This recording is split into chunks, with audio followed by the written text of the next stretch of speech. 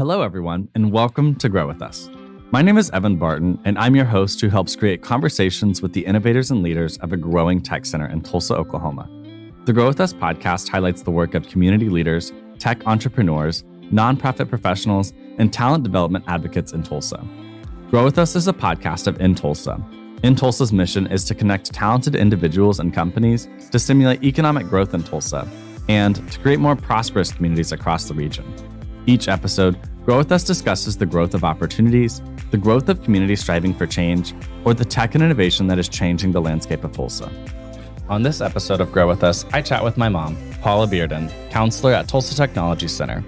Paula and I discuss her experience moving to Tulsa and working as a counselor in the educational and vocational system.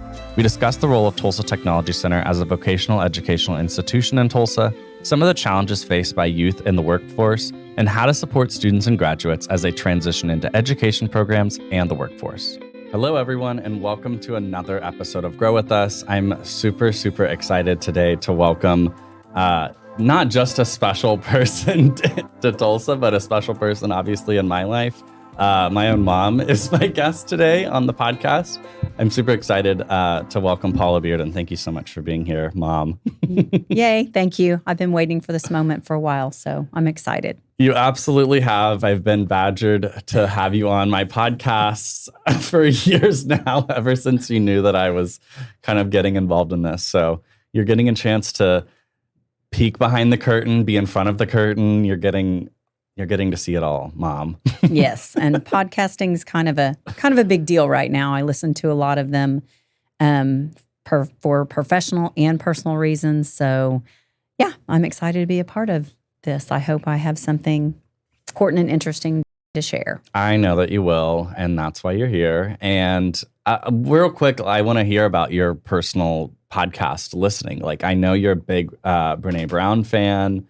Who are some other people that you listen to? I do. There's The Happy Hour by Jamie Ivey. Okay. I listen to some of her stuff. A lot of times I just get sent random podcasts that people know, oh, you'd love this. Yeah. So I just listened to one, I'm not sure who the host was, about the deconstruction of the purity culture and the Christian culture, which is super interesting. So a friend of mine sent that to me. So I'll listen to it. I like it when I get things that are referred. Yeah. Yeah. You don't have to get through the rough stuff. You get to know it's good. Yeah. I wonder if people have like expectations though about like podcast homework. Like if I send you something, do they want you to respond with like your thoughts, or do they want you to just know that you thought of them and that's why you sent them that episode? Like, well, I have a couple of kinds of friends that it's probably both. Yeah. The friend that just sent me the last one, we walk together a lot and spend a lot of time processing things. So I knew when she sent it to me that this was going to be a conversation. We're going to debrief this. We're going to talk about this. So I made sure and listened to it. I think I probably took some notes because I can be a little nerdy as far as that goes. But yes, and we had a great discussion based on that podcast. So, well, awesome. Let's kind of get into the meat of this episode. I'm really excited to have you on, and I know we're going to have a really great discussion. Not just because we have a good rapport, but I know that there's lots of things that you're really passionate about in your personal and professional life, and we're going to get to talk about a lot of those things today. So let's just get started with a little introduction of yourself and telling our audience. You don't have, I know you, I know your story, but telling our audience, your story in whatever way you're comfortable. Okay. Well, I'm in a new stage, I guess, in life. I'm well into empty nesting. So both of my kids are out of the house and somewhat independent. You would be the independent one. We won't go any further with the others. But anyway, so I guess I was thinking about when I was driving over here, kind of my journey. And I grew up in Stillwater, basically. I was born in Charleston, South Carolina. My dad moved here, or moved our family here because he was a forestry professor at OSU. So spent most of my life until my 20s in Stillwater. So lots of personal things happened. My parents got a divorce. There was lots of, family, I don't want to say drama necessarily, but just a lot of things going on. And I was that child that I'm the youngest of four. I'm the only girl. So, I've always had a lot of feelings and emotions and observations about things going on around me. And so at a pretty early age, it was clear that I was going to need some guidance. So I've seen a counselor, really, I like to say that, almost my whole life. Yeah. So I guess that will come in later when we talk more about my profession. But anyway, so had those experiences. When I was in school, you just went to college. Like there wasn't a whole lot of other choices of what to do. It was just what you did. Couldn't be an influencer. Yeah. Well, no, you couldn't do that. There wasn't, going straight to work, that people were like, what am I going to, I'm not working at fast food. Those were the jobs that it felt like you would have to go get if you went straight to work. There weren't jobs that you could get a certification or a lot of training unless you were going to go into like construction jobs or things like that. Yeah. So I went to college and I really, that was probably the biggest struggling, or the first biggest struggle. Maybe I should say that. Actually, it wasn't the first biggest struggle, but that was that transition from high school to college or just adult life in general was very difficult for me because I really didn't have any idea what I wanted to do. But I'm so interested in so many things. So it felt pretty overwhelming trying to figure that out. And then just be in college. Yeah. You're in college, you've got freedom, you're trying to learn time management, just all the things that are going on. Your friends are all getting married, which I'm like, I look back now and I'm like, why was that happening? We were way too young. Yeah. But anyway, so I went to OSU for a year, then transferred to NSU, and decided I would follow in my mom's footsteps and be an educator. So my mom taught my whole life and was a wonderful teacher, and saw her impact many people's lives, and was around school a lot. So it was comfortable for me. So anyway, so I got through that, but I also did that knowing that I would want to be a counselor someday. And that was part of that. So anyway, in the middle of all that, I got married and had kids, and then found myself about 10 years later divorced and raising two kids by myself, but still working full time. And so that was a really interesting time in my life. Did that for about 10 years until I met my second husband.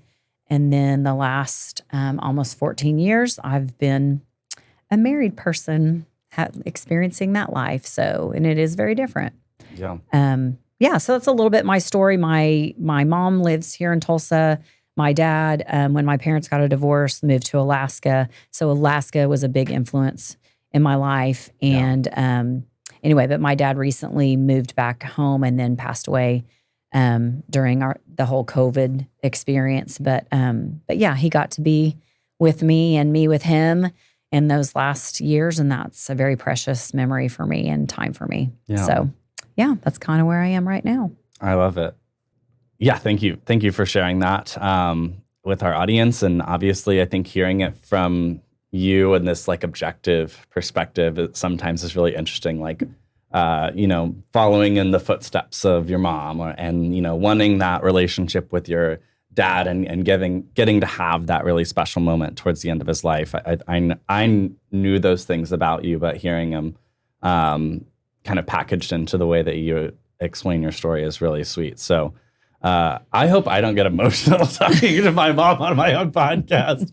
It might happen though. And I would love that because I love emotions. Oh, my mom would love to see me cry right now. No, but I really do. There's so many things that, I would obviously want to dive into. I think that the biggest thing for me, just in hearing that, I think, you kind of mentioned a little bit about like the friend group that you had in college, or the friends that you had in college, like just being a completely different life place than you, like getting married or all that stuff. And then, soon you found yourself married, and then you found yourself divorced. Like, that's kind of crazy how life happens like that really quickly. So that part is interesting to me because I am at that age that you're talking about. You and I are at completely different places in our lives at that time. for different reasons, which is really interesting. But I think it's cool to just think and compare. Like, I know a lot of people wonder this sometimes, but like, would I be friends with my parents if we had met, if they weren't my parents, And I don't like, that's a hard question for me to answer. I think we would have been friends. Well, because I'm so great, Well, it might be because I'm so I gravitate, loving and accepting, and I like interesting people, and you're definitely an interesting person. Yeah, I think that we'd be friends because I find myself gravitating to many people that are like you in my life, that aren't you specifically, of course, but there are many friends that I have that care for me similarly to you, that just think deeply about things in the same way that I know you do. Well, and you like a lot of my friends. Exactly, yeah. I've always kind of been that, and I've gotten this feedback from so many people that are older than me, but they say I have an old soul, or like that I kind of have that ability to just connect with people regardless of what age or whatever they are. And I look at that as a gift for sure. I think that came from and it's not that I don't know a stranger. I definitely know strangers, but I have like a desire to connect with people that sometimes can burst out of me without being checked. And I like that. I don't want to check that all the time, because then sometimes that connection or that relationship that I formed just by having been who I was in that moment can really come back in a lot of different ways that I find interesting. So, well, I also think it's a child of divorce thing that often comes up. Yeah. I mean, I think that, which we both share in common. Yeah, exactly. I think that when you're a child of divorce, you have more grown-up conversations more quickly. It doesn't mean you're necessarily emotionally ready for those conversations, but they're there because sometimes you are the person that your parent that you live with talks to. Yeah. If they don't have a significant other or whatever, which I did not for years, and my mom as well. I think that changed that relationship between mother and daughter, and then mother and son, for sure. And I think that definitely plays into that. And in some ways, that's a gift that you can look at that came from something not so good. Yeah. But which I do a lot. I do a lot of that. I think there's a lot of moments in my life where I've gone like, oh, this situation wasn't good for me, but I got this from it. Yes. Because why else would you look at it any other way? Like, well, you can. You can. I guess that's just my perspective coming out. And like, I have chosen to, with my experiences, whether they're good or bad, take something that I find good from it, like a lesson or a principle or something. But that doesn't mean I shouldn't question some of those sometimes. And I think I've been doing that in kind of like my therapy journey and my growth. Growth always needs to be active. Yeah. Definitely I think what's so interesting about your story is there is like I think about place a lot, and this podcast is kind of generated around like the idea of place playing into people's lives as like a side character, but Tulsa has absolutely been a part of your story and a part of your growth in a lot of different ways. We've grown in Tulsa together, and the only reason I think about this a lot, but like the only reason I ever came to Tulsa was because my mom thought about it first.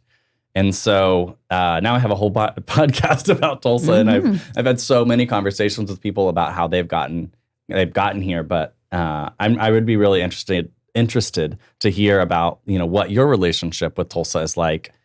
I know how it started, of course, but I'm going to ask you to tell our audience, and what does it look like over time, how that has changed your relationship with Tulsa. Well, it's really interesting because growing up in Stillwater, we didn't come to Tulsa. We went to Oklahoma City. Yeah. So, and my grandparents lived in Oklahoma City. So really it wasn't until, I moved to college at Northeastern that I came to this part of the state and really started experiencing Tulsa and all the things that it has to offer.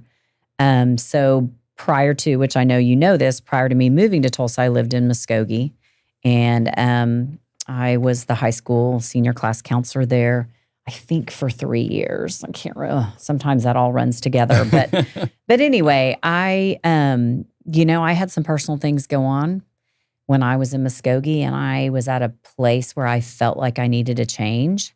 My mom was still living in Stillwater. I didn't really want to move to Stillwater.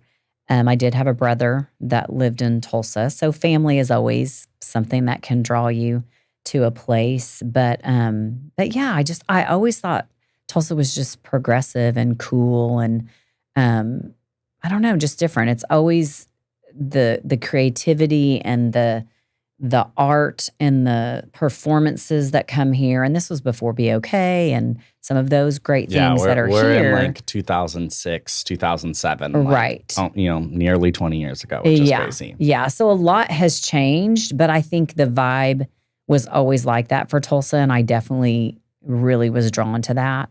But I came here for a job. I took a job at Edison Preparatory High School as their senior counselor.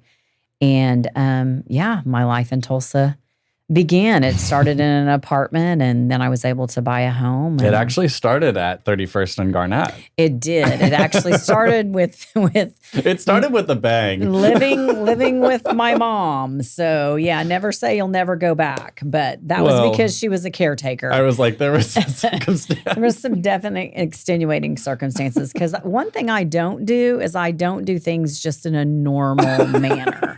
So that's where I get it from. Yes. My transition to Tulsa was also with an injury that is a whole nother story. It really is. I haven't told it on this podcast. And so if you want to say it, you can. I will save you from that if you don't want to. Well, maybe I'll just put a little nugget out there and you guys can fill in the blanks. But I was able to figure out a way to run over myself with my own car and with my children getting to experience that. So it was not my best day. Mm-hmm. I was in the passenger seat.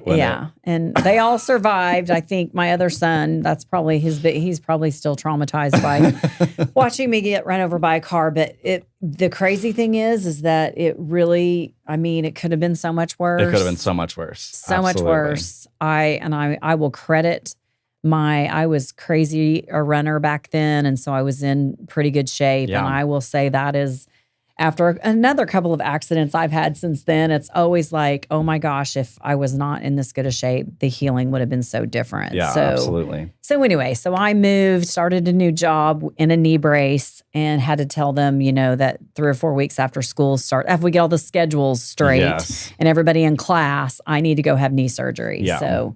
So anyway, that's the whole reason why we were with my mom. And then an apartment. And then was able to purchase my own house. Yeah. So, which was the second house I owned by myself. And those are big moments. Those are big moments. Those always, I definitely have that self-efficacy of knowing that I can do it. Doesn't mean I know how I'm going to do it. It doesn't mean I'm not nervous about doing it, but I know that I can stay employed. I know I can do a good job. I know I can take care of my family.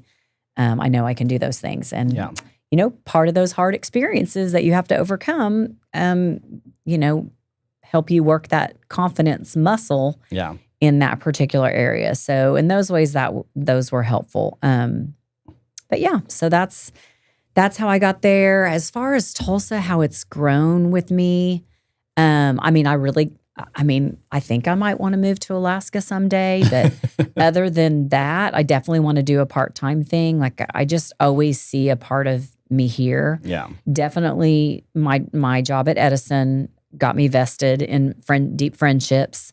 And those are always important. And as I get older, I don't want to leave those friendships. And then also working for Tulsa Tech now, which I feel like I work for the community. Like I feel like that job is very community minded. I work at one specific campus, but if anybody needs anything, help with anything, whatever with Tulsa Tech, because it's a large organization, I'm going to help them with that because this community pays my paycheck and I enjoy doing it. And so I'm just excited I get to be a part of that. So, and I get to hear about cool stuff that's going on. Yeah. The Tulsa Tech community is big. Like it is big. We'll get into that a little bit more later, but like it's a community in and of itself. It's an institution here. It is, which is really cool. I love that. The far-reaching like effects of the Tulsa Tech campus like impact my job, and I see Tulsa Tech and things that I do when we're talking about workforce, which we'll get into that conversation here in a little bit. But I think you're right on with like it is a community. Well, and I came from more of that educational, background with being just a traditional school counselor. And so I remember when I was applying for Tulsa Tech, because it takes a lot of applications and a lot of interviews to finally have the timing work out. But I remember reading an article just about how impactful we can be on a community when we are teaching people skills and ways of presenting themselves and working and networking and all those things that will allow them to, take care of themselves and to provide for their family. And we can use a lot of the things in counseling to help them grow through that method. And that's one of the things that I really, really like about it. So in Tulsa Tech, when we've got students with emotional issues or things like that, we can tie that right back to work-life balance, how to handle yourself emotionally so that you can continue to work, and how is it affecting your job and all of that, because we're kind of work meets classroom. So I do really enjoy that aspect of it for sure. I love that. And Tulsa is like I said, the campus you work at right now is in Jinx, which is like a part of Tulsa, but it's become a little bit far-reaching beyond just like Tulsa proper and all of those things. So it's Broken Arrows. There's a Broken Arrow campus, all of those things. Sand Springs. Yeah, and you were at Service Center there for a long time, helping students find credit recovery. Yes, which is super important. I mean, I had a student one time that literally went to get a promotion, and he had to gather information, and he found out he really never graduated from high school. Like he was missing, and he was like 32. Wow. And he just never, I guess the jobs he had never really needed it, but now he needed to show all of that. Yeah. And so our credit recovery program allowed him to come in and complete that course in a very, reasonable time frame so that he can move on with his life and better his life. So that's awesome. I love it that we have those stories. Yeah. Let's dive in a little bit more to, I think, educational and career counseling, which is really your background. I think that, we talked a little bit about the occupations that you've had, and specifically the opportunity at Edison High School that brought you here. But I think I would be curious to know kind of like grand scheme of thing, or I guess just in retrospect, what has the journey for you been like in career and educational counseling? How has working with students for the past, students of all types, adult students that are 17, students that are 14, you've kind of been, I would say, like a really strong support for someone, whether it's emotionally as a guidance counselor or actually as a career advisor when it comes to picking programs. You've had a lot of different roles in being a counselor. A counselor sometimes feels reductive because you're not just a counselor. But I'd just be curious for you to reflect on that, on your career and what you would say. Okay. Well, I started out my counseling career as a sixth grade counselor. So even that was super beneficial because that's right when, I'm not saying that kids aren't curious before then, because they are. Kids are always curious. But sixth grade, it's the beginning of middle school. They're really in that, it's really that transitional grade where they're really starting to think about high school and what that's going to look like and all that kind of stuff. So that was really an important foundation for me to have that time with them. Their problems were, they were sweet compared to some of the problems that I have right now. I mean, they were so innocent. And I mean, one of my favorite stories is I remember when I was like, I have the best job in the whole world. I had a little student, Whitney Ball, if you're listening, I don't know, you may, but we wrote a letter to her parakeet that had passed away. Oh. And she was just grief-stricken and just needed time, could not sit in class, just needed some processing. And so we got to sit and talk about, I wish I could remember a parakeet's name. That would make the story even better. Perry the parakeet. Exactly. I don't know. But it was just really precious. And I got to see when we value people and we meet them where they are and we say what you're going through is something and we take the time to address it. Yeah. It's so powerful. And that happened to me several times growing up. I mean, that's why I knew I wanted to be a counselor. I was like, I want to be a part of this. I want to be a part of helping people work through things that they don't know how to work through. Yeah. And it doesn't mean I have the answers, but it's definitely something that I think is easier to do when you have a compassionate, caring adult or professional. I mean, it can be that as well. Yeah. Some people don't need their school counselor. They can do that. But for whatever reason, she wanted to process that with me and maybe not at home. And I don't think that she didn't feel comfortable, but it needed to happen then because that's when she was experiencing it. This is where it was affecting her Absolutely. too. Absolutely. So that kind of started me going, I do really love doing this. I then went to 7th grade and I did that for a little while. And that's another little bit of a transition year. But I think for me, the most important part of my job and the reason why I get up every day and really love doing it, the things I don't like about it are the things that most people don't like about their jobs. And it's usually, the more housekeeping stuff that sometimes you're like, really? Yeah. This doesn't really affect me, but I have to do it anyway. I mean, that's just part of it. But for the majority of it, of my job, I've always been able to connect with students, meet them where they are. Of course, that was more developmentally in 6th and 7th grade. Then once I got into high school, that was a lot of relational stuff. And then, of course, a lot of like planning for my future. Like, what do I want to do? Like, how am I going to figure this out? Like, you literally, I realized it. I think it was when I started, obviously Muskogee started realizing it, but I definitely could confirm it when I went to Edison, that there is a process that starts happening to high school students. And it usually starts the spring of their junior year, because all of a sudden they're like, I'm going to be a senior. Like, holy. It's over. Yeah. Like, what in the world? And then senior year has all of these expectations and all of these things. And then as a counselor, I would see the craziest things happen. I would see couples that never dated, all of a sudden they're like inseparable. And then I saw couples that dated for, since they were in the 6th grade and had this, they'd break up. Yeah. And then I saw friend groups switching.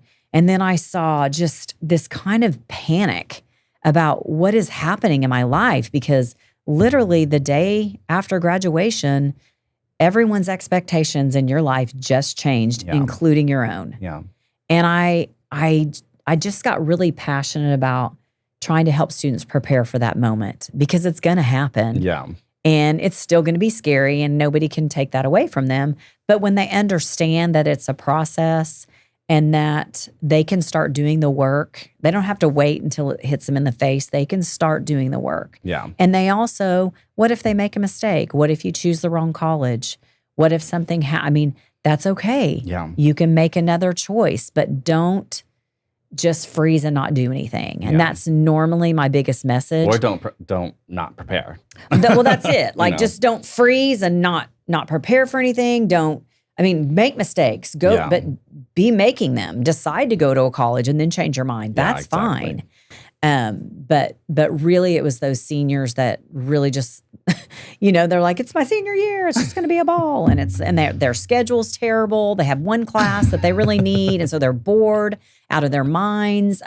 So I was really able to, when I went to another job, I was able to have juniors and seniors. I was able to really talk to my juniors about that preparation. Because really the best prep for your senior year is your junior year. Yeah. And your junior year is typically the most academically challenging year that you have. Yeah. Absolutely. So it's just a lot. And I feel that that's probably been my favorite part of my job, is just recognizing the mistakes that I made and the things that I didn't know, and what would have been helpful for me. Yeah. And then also just encourage, just so much encouragement, like, hey, what are you thinking? Talk about it. If it's not a safe conversation with your parents because your parents are kind of in their denial about what's happening, then let's form a group and let's talk about it. Yeah. I did a thing at Edison called the Breakfast Club, and we would meet once a month for seniors, and we would just talk about senior issues. Senioritis. Yeah, like senioritis, but senior fears, just everything. I mean, just from, health and nutrition, because everybody talks about, especially girls go and they put on the freshman 15 and, there's all these different things because now you're in charge of so many things that you weren't in charge of. Your parents aren't grocery shopping and cooking your meals. Yeah. You are responsible for those things. Same with your time management, all the things. You're not in organized sports anymore unless you're a D1 athlete or unless you go to school to do that. So your activity level changes. Exactly. And all of those things contribute to our mental health. Absolutely. And so it's kind of a perfect storm. But if you know the components of that storm and you can make choices about those ahead of time, then, you can weather yourself through it and not be too damaged. Yeah. So I think what's, not to cut you off really quickly, but I think what's so interesting is that you get the opportunity to talk to a cycle of students every single year. It's the same issues, different variations of it, but completely different people dealing with these issues every single year. That's what's like, sometimes like that's what I really want to give you flowers for. And then also any educator, anyone that is like doing this job, is that you're just constantly doing this type of work that is relational, that is, socially, emotionally draining sometimes, but also so additive to someone's experience, so validating to someone's experience. That's what's really crazy about the profession from someone that doesn't do it. mm-hmm. But that does have relationships with people sometimes where it feels like, oh, I'm only dealing with one person dealing with their anxiety, not a whole class of, and that's also a whole class of people that go and see their school counselor, people that feel like they need a resource and actually go find that out, which is different. And quite frankly, different from my experience. I mean, I had you at home, which is a little different, but I never went to see my school counselor. I was sometimes shocked when she knew my name. Yeah. Well, that's changed. I think that's changed a lot, actually. For sure. And I look back on that, my experience in high school and all of the, kind of what you were just talking about, the, being scared about college, that moment where you realize you're planning for your future way before it even happens. I was going through so many things that were like that. Friend groups changing. Oh yeah, like last minute. I remember that. Senior year's rough. It's crazy. It's a rough year, and sometimes parents are going through a lot as well. Kids leaving their house affects marriages a lot. We know that. Sibling relationships change. I remember when my oldest brother went off to school, that was really difficult for me. Yeah. Because he was kind of my person. Yeah. He stayed home a lot. He wasn't really a partier, and he played sports and did all that, but he was home and he was around me. And so when he left, that was hard. I mean, it felt my whole world was different. Yeah. So yeah, absolutely. Absolutely. That's such an important part of that whole process and helping people through that. Yeah. And doing it over and over again. Yeah. But I mean, you're right. Everybody's situation's different.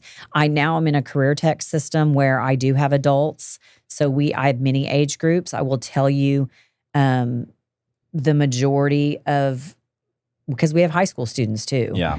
And the majority of my issues come from my young adults, and then sometimes my adults who are juggling a full-time job and a family and all of that kind of stuff. Juggling life and career aspirations. Exactly.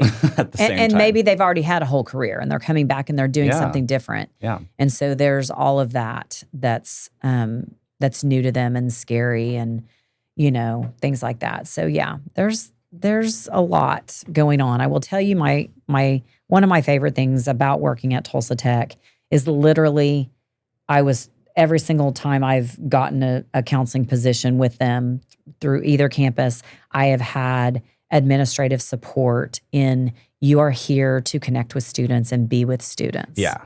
That is what your job is. And so do they give me other things to do? Absolutely. I mean, the counselors, it's so funny. Someone will say, and I think you mentioned something earlier about counseling, and it seems so, reductive. Yes. And just what is it? And someone will say, well, what do you do? And I'm like, I don't know. What don't I do? Exactly. But I'm always busy. Like there's always somebody needing something. Yeah. And I'm not just there for students. A lot of my stuff is working out relationships between instructors and students. Yeah. Sometimes I even have a situation going on right now that's, coworkers are having some issues because some things have shifted and changed. And so I love it that they know that I'm a safe person to come in and say, this isn't about who's right or wrong. Yeah. This is about, let's talk about what we're going on and what direction do we all want to collectively move in, because we've got to figure that out. And I'm here to help you and support you in doing that. And I don't have an opinion on who's right and who's wrong. Yeah. Let's just do this. And so yeah, I do. I love that about my job. I love it that I can, that I can be a resource for my admin, for my community when I'm out somewhere and or I wear my name tag or something that says I'm Tulsa Tech. I get questions about that. And I can people know talk it and about see those it things. for sure. Yeah, they do. They do. Let's a lot of cool stuff. Let's dive into Tulsa Tech specifically. You've had, I was going to try and remember what year you started at Tulsa Tech, but you would probably remember 2011? No, 2013. Oh, I think it was 13. Okay, there we go. It's like my second guess is better. But you've had you've had nearly a decade at Tulsa Tech, if not more, a decade at Tulsa Technology Center. My understanding of what Tulsa Tech does is it's an educational, vocational, career tech program. But I'd love for you to kind of tell our audience about Tulsa Tech and then also what your role is specifically at Tulsa Technology Center. Mm-hmm. Okay. Well, one of the things that I get to be reminded of every so often, even though I don't work in that department, we have a big business and industry presence in Tulsa. So when companies need help with training, when they need a facility to train in, when they need certification testing administered so that their employees have the right certifications to go work on their projects or whatever. Yeah. We have a huge, huge arm in that. So a lot of business and industry partnerships going on as far as that goes. Just the buildings that we have, they're open to the public to utilize if they need to for conferences or for different things like that, which I think is super important. The main part of what I am involved in is basically I'm a campus counselor. I have a master's in school counseling. And then I just have lots and lots of years of experience dealing with students going through some type of vocational transition or just trying to figure out what their place is, maybe what their gifts are. Maybe the high school students, we know that every single one that comes through Tulsa Tech is not specifically going to go work in that industry. Yeah. And that's not exactly our goal. Now, when we hit that sweet spot, it's magic and it's great. However, a lot of great things come from students just coming and trying things, and they're going to learn professionalism skills anyway. Mm-hmm. They're going to write a resume. They're going to learn how to talk to people. They're going to network. They're going to learn things that they can take into any industry. So it's never a waste of time if a student doesn't end up doing the exact thing, that they were trained to do. Yeah. So that's a positive thing. But what I like about what we do so much is we also have our ACD classes as well, which is our adult career development classes, which would be considered our short-term classes. Mm-hmm. So short-term classes are in the evenings, weekends, things like that. They're not financially aid eligible, but they're also less expensive. But you can go learn how to upholster a chair. You can do flower arranging. You can do real estate school. You can, take your early childhood classes to get certified to work in a daycare in that way. You can do all those things. You don't have to do a full-time program to do some of that. So, but the great thing about our full-time programs, especially for high school students, is it allows, there's some students that don't want to be at high school all day. By the time they're a junior and a senior, they're like, I'm over this. I'm out. I'm not into the pep rallies. I'm not really into all those things. And some of them are. We get both kinds of students, but some of them just really like that they get to come to a learning institution that's focused more on work and treating you like an adult. Yeah. It's a little more flexible. You're not changing classes every 50 minutes. And that works really well for them. I know that there are several students that if they did not have a choice of something like that would really struggle getting through a traditional, high school diploma program. Yeah. And the credits that they earn with us are put on their transcript and go towards their graduation. Yeah, which is awesome. Yeah, which is a really cool thing. At your campus specifically, which is the Tulsa Tech Riverside campus, you are specifically the counselor for students in which programs? Okay. So, and I hope I can get this right. We have a lot of programs. So I have all of the IT programs. So I'm going around the building in my head right now. We have a computer repair and network support program. We have a mobile app program. We have IT systems administrator program. We have a multimedia program.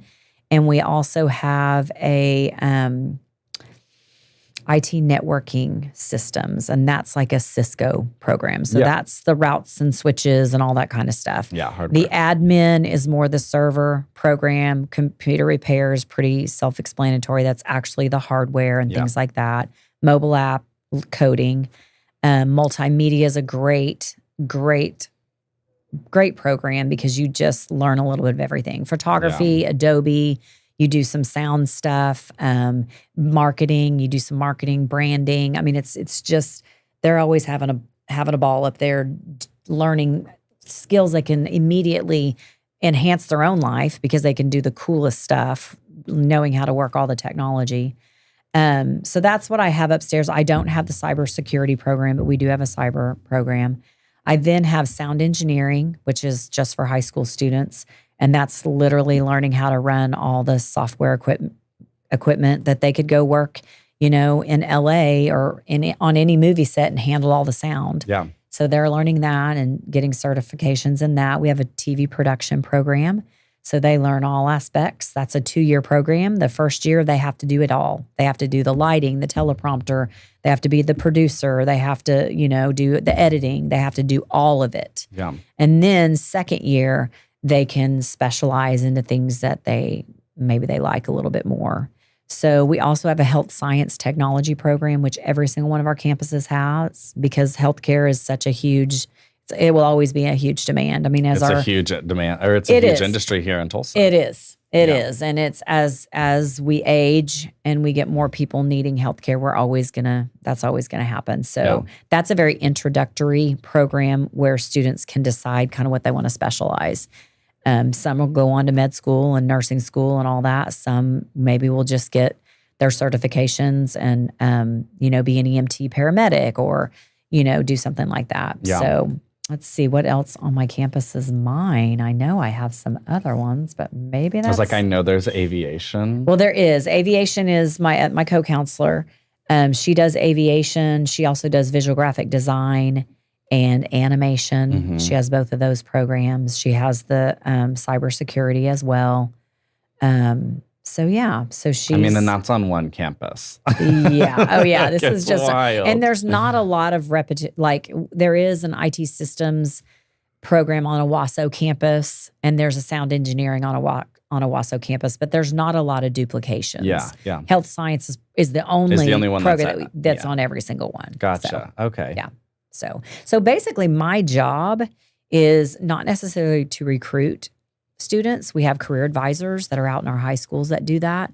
And you can also go by the Career Service Center, which is the new building right off the Broken Arrow, the Client Service Center. You can also go in there. You can do some assessments, some career assessments if you need to. Sit down and talk with a career advisor, look at all of our programs, figure out what works for you. Ours is kind of that handoff. So once they become students on our campus, it's all things, their transportation, any of their personal issues, any of the things going on in class, whether they have Wi-Fi, all that stuff, of course, came up during COVID because we have several students that weren't able to work from home because they didn't have, what they needed. So we quickly pulled together iPads and all kinds of, Chromebooks and things like that. Yeah. And we would meet them up at school. And we did that with food as well. We had some students with food insecurities. We house a food bank, a food pantry on every single one of our Tulsa Tech campuses. That's awesome. So that we can provide that. We can take that transportation piece away as and not be a barrier. I definitely want to shout out the Tulsa Tech Education Foundation, which we do a lot of fundraising. I give money every month from my paycheck. Most employees do because it literally goes for student needs. Yeah.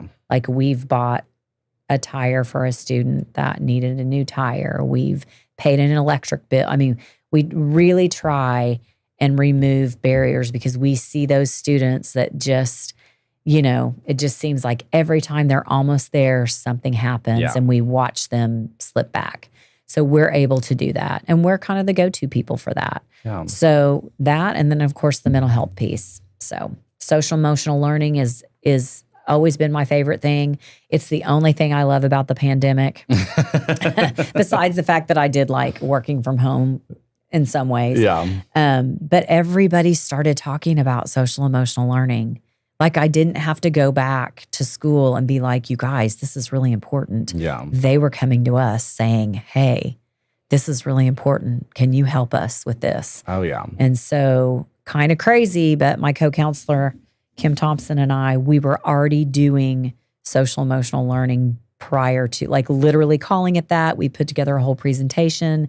So we were able to hit the ground running as soon as we were back in person, even though we did it remotely from our offices. Yeah. We were able to start working with our teachers on having them understand the nuances of social emotional learning, from how you set up your classroom, the way you greet your students, the way you grade, how you, any ways that you're relating to your students, you can do that from a place of compassion and understanding and still be firm and still have clear boundaries and all those kinds of things. So yeah. That's awesome. I'm really glad you had the opportunity to just kind of dive into every bit of what Tulsa Tech does, because I think it's super, super important in terms of the things that like are just coming to my mind about my professional space and where I'm at. Like it's so awesome to know that there's an educational institution that is firmly embedded in the Tulsa community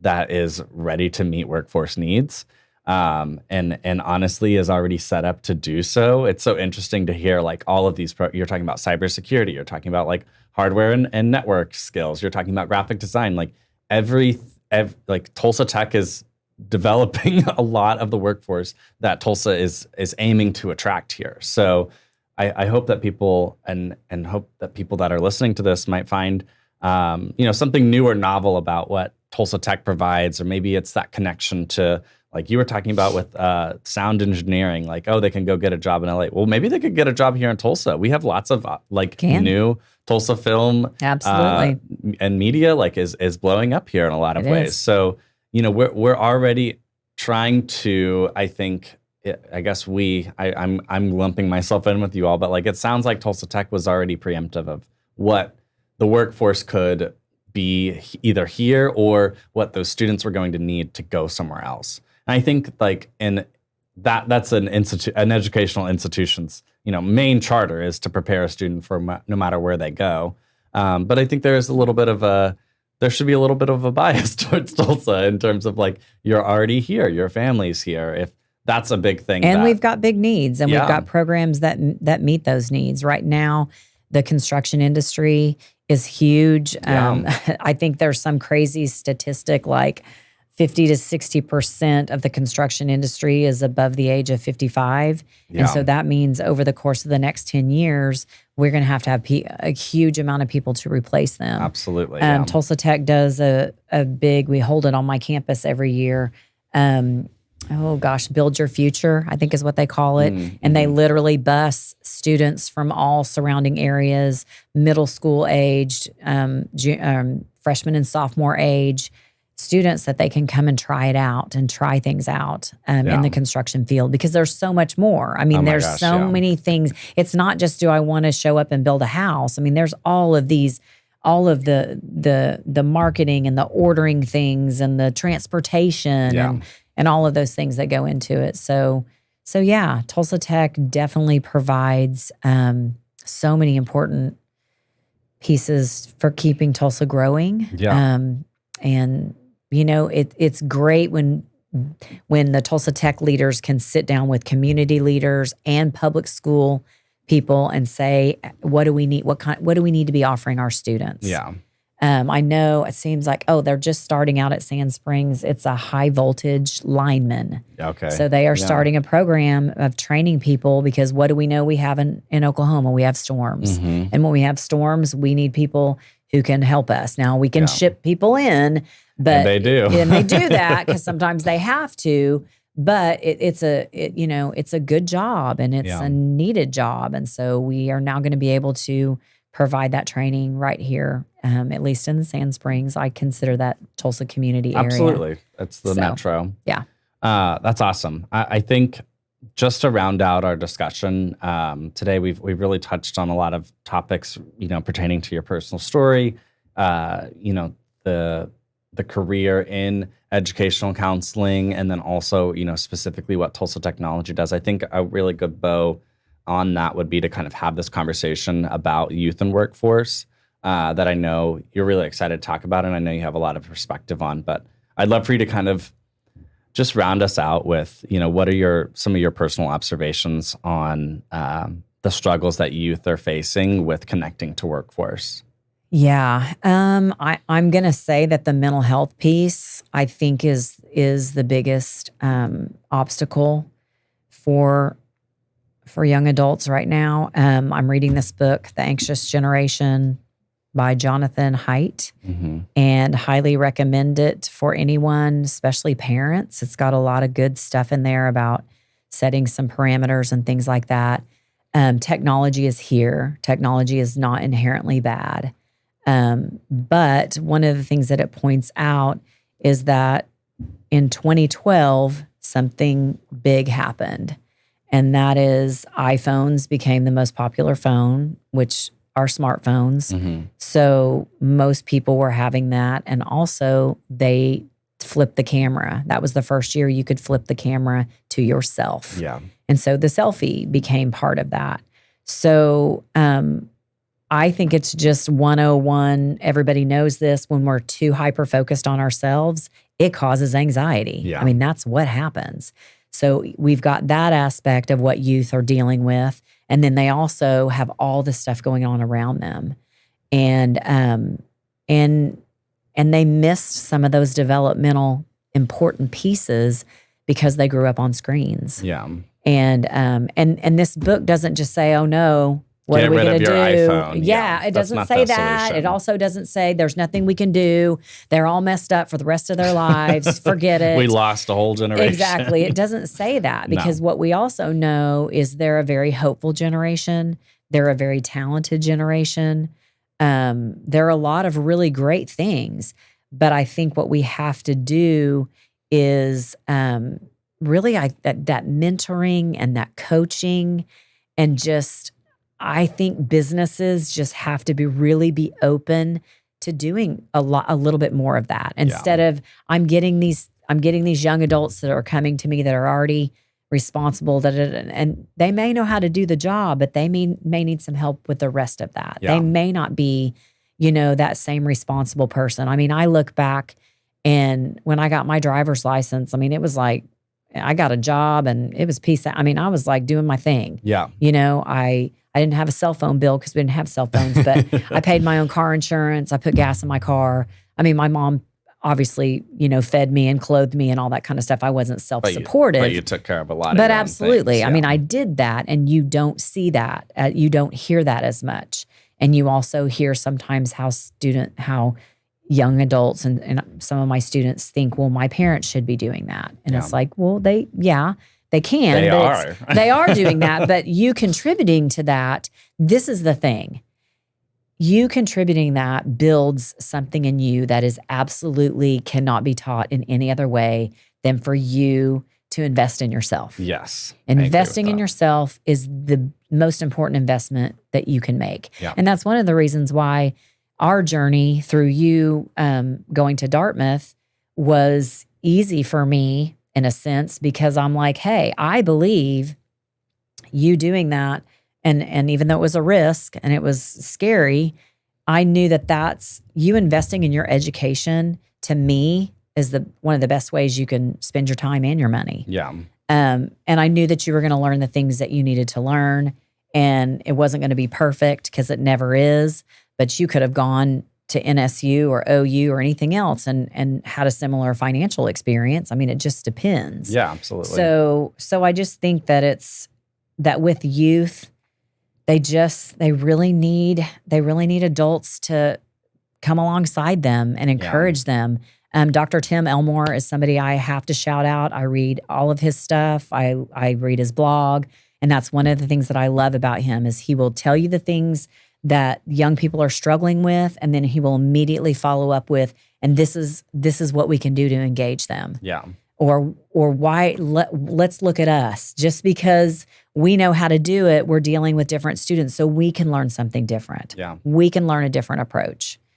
And I just think that's super, super important. So youth and workforce, I think, I just think having good managers and leaders and having them feel supported. I mean, I don't know what kind of networks are here in Tulsa. I'm assuming I know the small business world has some pretty good networking platforms to help support themselves. But there's lots of resources out there from young professionals. But I think what you're getting at is, if I were to sum it up or to hear it as a young person, it's almost like we need for people and businesses to start to have or remember that they should have some empathy. And that is not... Remembering they're hiring a person, exactly. Not just hiring somebody to get the work done. Yeah. Even though we want that and we get that. Yeah.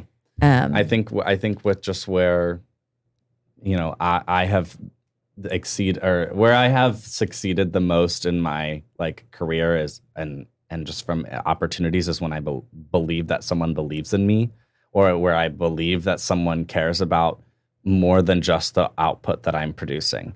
Or they're not just sitting there waiting for you to make a mistake. Yeah. They're going to be okay with your mistake, and they're going to be like, hey, let's sit down and talk about this. Having those, that's why Brene is such a big deal right now, is because vulnerability is the number one way to connect. Mm-hmm. And it's the number one way to work through conflicts and learn and grow. Yeah. Like without vulnerability, no one's really being honest. No. Because you're just protecting or deflecting or, being defensive or whatever. And so connection comes from being open and real. And there's not a person here that's not going to live through life not making a mistake. Absolutely. And I think I always tell this story, and it's just a silly, silly story, but there's this commercial that I used to watch, and it was this little kid who spills a glass of grape juice on his mom's white carpet. Mm-hmm. And he's like, oh my gosh. And he's like, Mom. And she was like, that's okay. And it was some I don't know, paper towel commercial or whatever. Lysol disinfectant. But yeah, I mean, it was some product thing or whatever. Yeah. But I just remember feeling that little boy having such a sigh, oh, it's okay.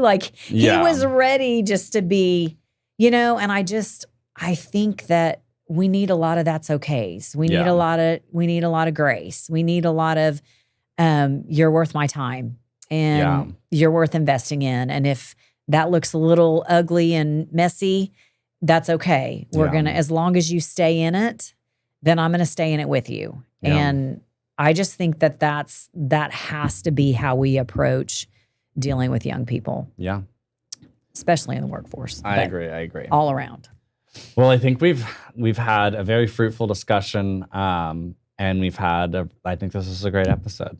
So you did it. Remember when you said you wanted it to be a good one? I think you did it. And thank you so much for being on this episode. Is there anything else any parting words that you'd like to share with, I guess, our audience? You could share with our audience as my mother or as Paula Bearden from Tulsa Technology Center, whichever one you want to be today. Well, a lot of my experiences with being your mother may make me a better counselor, and they improve the types of students. They improve those interactions with students that I'm dealing with. Our communication, even though we've had our moments like most parents and children have, has always been open.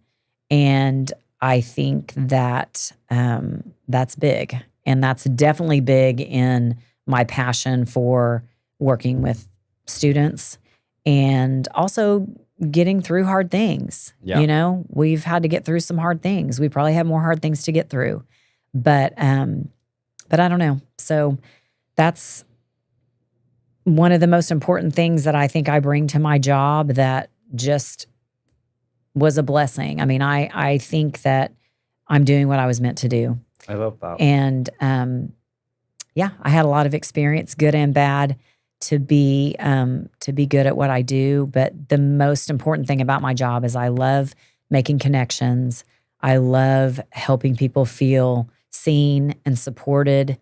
And it's fun. It's like watching a cool experiment that you're not really sure how it's going to turn out. So it's kind of exciting. Yeah. So I love that. I love it that I get to do that every day for a job. And then, of course, life gives us lots of those opportunities as well. Yeah, absolutely. So, well, thank you so much for being on this episode. Thank you for having me, finally. Finally.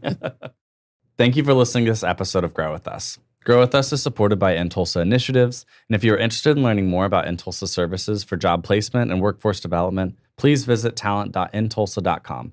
From there, you can join our talent network where you will get access to our newsletter, and our talent team will make sure you put the right opportunities on your radar. We put the choice to pursue a new career and opportunities in your hands. Be sure to subscribe on Apple Podcasts and Spotify to be notified when more episodes of Grow With Us are released. Let us know what you think about how we're doing by rating and reviewing. It really helps. Grow With Us is edited and engineered by Pod for Good Media and Jesse Ulrich. This has been Grow With Us.